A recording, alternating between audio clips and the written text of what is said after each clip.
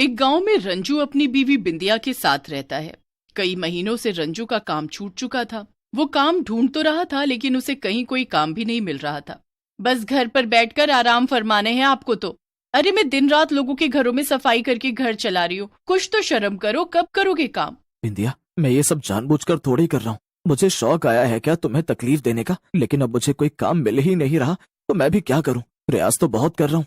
4 महीनों में अगर भगवान को ढूंढने जाओ तो वो भी मिल जाएंगे। एक तुम्हें काम कैसे नहीं मिल रहा है?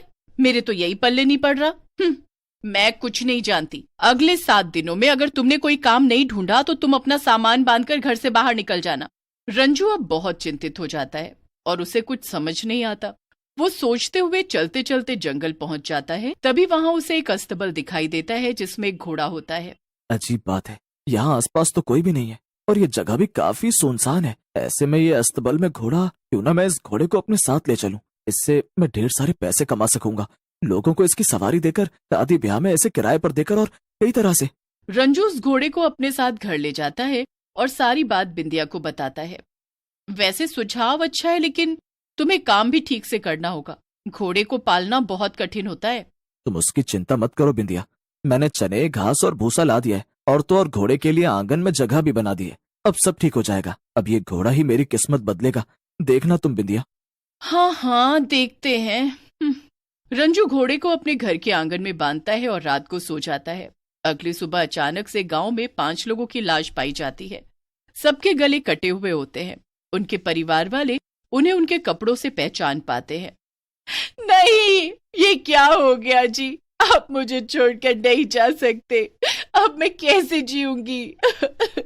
हे सुमन, उठना बेटी, ये क्या हो गया तुझे? पता नहीं रंजू, सुमन रात को देर से घर आती है काम करके। रात को घर आते वक्त शायद किसी ने इसके साथ ये सब किया। गांव में हर कोई बहुत डर चुका था। वहीं रंजू उस घोड़े को सवारी के लिए ले जाता है और लोगों को उसकी सवारी देकर पैसे कमाता है और साथ ही शादी में भी उसे किराए पर देता है। अरे वाह, बहुत बढ़िया मेरे पतिदेव, ऐसे ही पैसे कमाते रहो और मेरे हाथ में थमाते रहो। हाँ। एक दिन जब रंजू सवारी करके घर की तरफ लौट रहा होता है, तभी उसे रास्ते में एक शिव मंदिर दिखाई देता है। वो रुककर कहता है, अरे ये शिव मंदिर तो बहुत पुराना शिव मंदिर है। चलो अब देख ही गया है तो अंदर जाकर दर्शन कर लेता हूँ भोलेनाथ जी के। दर्शन पाने के लिए मुझे घोड़े को यहाँ मंदिर के बाहर खड़ा करना होगा। ओए मेरी जान, मैं अभी जाकर आता हूँ। रंजू उस घोड़े को मंदिर के पास ले जाता है, पर घोड़ा कदम आगे नहीं बढ़ाता है और गुस्से से रंजू को ही लात मारता है, जिससे रंजू दूर जाकर गिर पड़ता है। मर गया। अरे अरे, इसे क्या हो गया अचानक से? लगता है इसे भूख लगी है। इसे खाना देना होगा, लेकिन मेरे पास जितना खाना था वो सब खत्म हो चुका है। अब मुझे इसे जल्दी से घर ले जाना होगा। रंजू घोड़े को जल्दी से घर ले जाता है और घर जाने के बाद घोड़ा शांत हो जाता है और घास खाता है। अगले दिन फिर से गांव में और 5 लोगों की लाशें मिलती हैं और उन 5 के सिर भी कटे हुए होते हैं। ये सब क्या हो रहा है बिंदिया? आज फिर से हमारे गांव में और 5 लोगों की लाशें बरामद की गई हैं। हाँ रंजू, जानती हूँ मैं। ना जाने क्या हो रहा है हमारे गांव में। कौन कर रहा है ये सब? इस गांव में रहना ही मुश्किल और घातक हो गया है अब तो। गांव का सरपंच राजनाथ सिंह बहुत परेशान हो जाता है। वो पुलिस ऑफिसर को बुलवाता है और तभी पुलिस कहती है, ये सारी मौतें एक बराबर ही हुई हैं। एक ही तरह से गला काटा हुआ है और एक ही समय पर हुई है, और वो है रात का समय। जी इंस्पेक्टर साहब, रात में 8 बजे के बाद ज्यादा लोग बाहर नहीं निकलते हैं, और जो भी निकलता है उनके साथ यही होता है जो इन लाशों के साथ हुआ। सरपंच साहब, अब चिंता मत कीजिए। इन सब के पीछे का कातिल कौन है, हम इसका पता लगा कर ही रहेंगे। धन्यवाद इंस्पेक्टर साहब। जी, लेकिन आप गाँव वासियों से कह दीजिए कि रात को 8 बजे के बाद कोई भी घर से बाहर न निकले और सभी अपने अपने घरों में रहें। सरपंच के आदमी गांव में जगह जगह जाकर यह ऐलान कर देते हैं कि कोई भी रात को 8 बजे के बाद बाहर नहीं निकलेगा।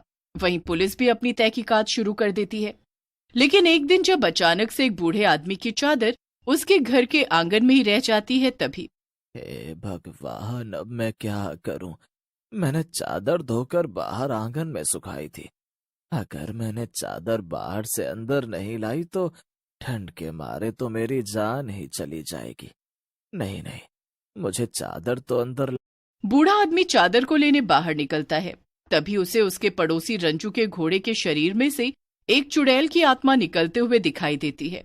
वो चुड़ैल बाहर निकलकर यहाँ वहां भटकती है और फिर से घोड़े के अंदर घुस जाती है।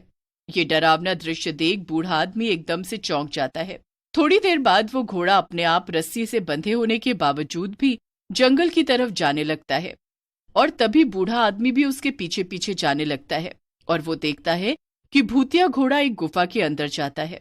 लगता है ये उसी चुड़ैल की गुफा है जो इस घोड़े के अंदर बसी हुई है।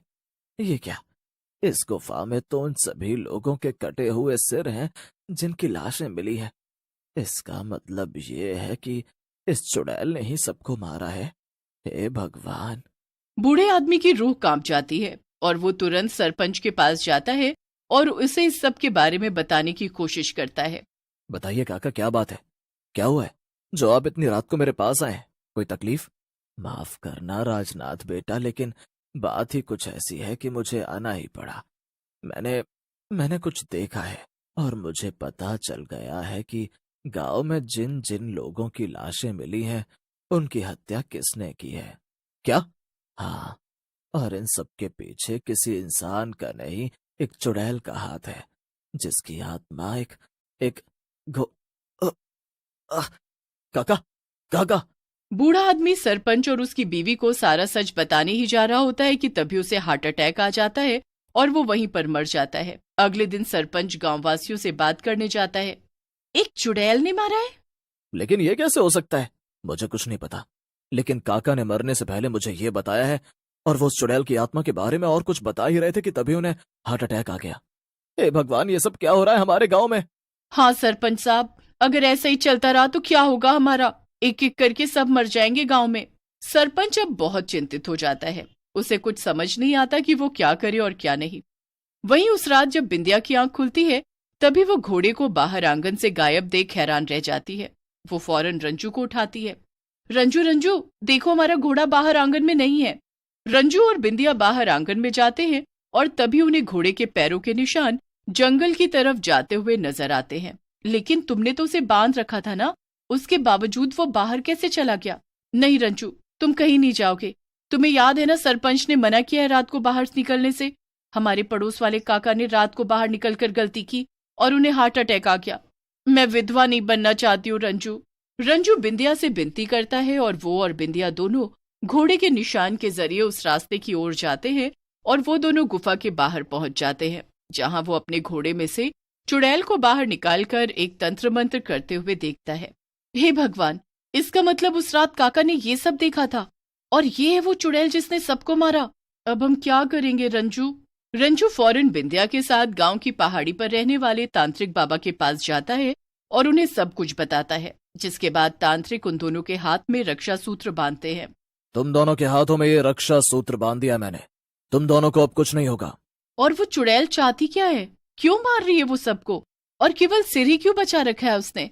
क्योंकि वो एक शापित चुड़ैल है और उससे उसकी शक्तियां चुड़ैल लोक के राजा ने छीन ली हैं और इसी वजह से वो खुले में नहीं घूम सकती। इसीलिए वो तुम्हारे घोड़े के शरीर में रह रही है और वो सबके सिर काट कर इसीलिए ले जा रही है क्योंकि उसी से वो अपने महाचुड़ैल तंत्र को पूरा कर पाएगी और उसकी शक्तियां उसे वापस मिल जाएंगी। अपने घोड़े को पानी पिलाते समय उस पानी में गंगा जल मिला देना और जब वो उसे पिएगा तब उसके अंदर बसी हुई वो चुड़ैल बाहर निकलेगी और वहीं पर तड़प तड़प कर मर जाएगी। रंजू और बिंदिया वही करते हैं और जैसे ही घोड़ा गंगा जल से भरा हुआ पानी पीता है, वो चुड़ैल उसके शरीर से बाहर निकलकर तड़प तड़प कर वहीं भस्म हो जाती है। नहीं! और उस दिन के बाद गांव में सब ठीक हो जाता है और रंजू का घोड़ा अब एक भूतिया से साधारण घोड़ा बन जाता है।